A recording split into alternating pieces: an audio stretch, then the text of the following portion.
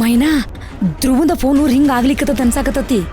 ಹೌದು ಮಮ್ಮಕ್ಕ, ಧ್ರುವ ಅವ್ರ ಫೋನೇ ಬಡ್ಕೊಳ್ತಾ ಇರೋದು.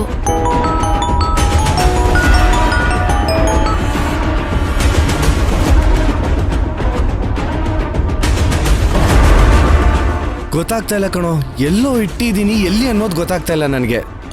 ಪರವಾಗಿಲ್ಲ, ತೊಂದರೆ ಇಲ್ಲ. ಧ್ರುವ ಅವ್ರೇ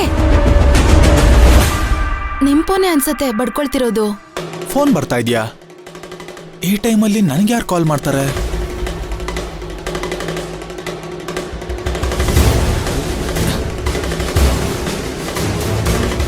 ಬೈರನ್ ಫ್ರೆಂಡು. ಬೈರ. ಹಲೋ. ಕೆಲ್ಸದ ಟೈಮಲ್ಲಿ ಫೋನಲ್ಲಿ ಮಾತಾಡಬಾರ್ದು ಅನ್ನೋ ಸೆನ್ಸ್ ಇಲ್ವಾ? ಇಲ್ಲ ಸರ್, ಅದೊಂದು ಇಂಪಾರ್ಟೆಂಟ್ ಕಾಲ್ ಸರ್, ಸಾರಿ.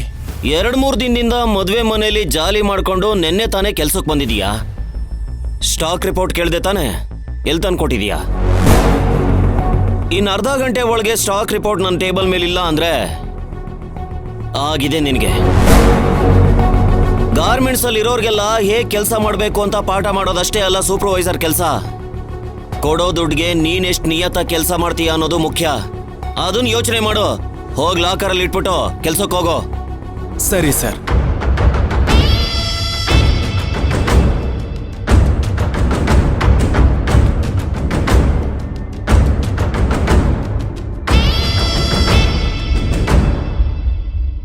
ಧ್ರುವ ಅವ್ರೆ, ಯಾರ್ ಫೋನ್ ಮಾಡಿದ್ದು?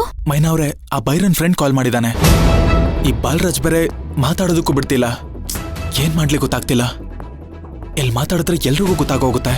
ಅಯ್ಯೋ ಧ್ರುವ ಅವ್ರೆ, ಈಗೇನ್ ಮಾಡೋದು? ಇಲ್ಲೇ ಮಾತಾಡಿದ್ರೆ ಆ ಬಾಲರಾಜ್ ಸರ್ ಬಂದು ಮತ್ತೆ ಗಲಾಟೆ ಮಾಡ್ತಾನೆ. ಎಲ್ಲಿ ಅಂತ ಮಾತಾಡೋದು? ಏನ್ ಮಾಡ್ತೀರಾ? ಗೊತ್ತಾಗ್ತಿಲ್ಲ.